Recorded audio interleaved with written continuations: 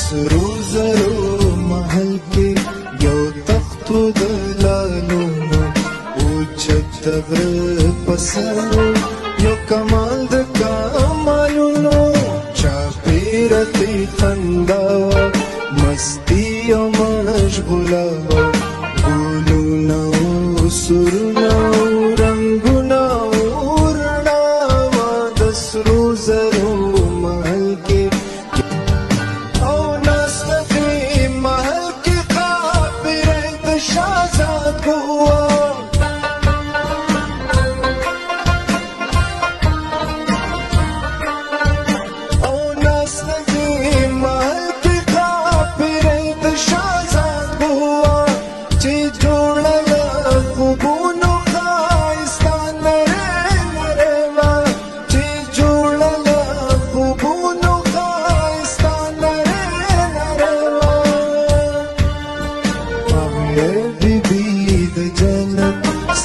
درملنګ یم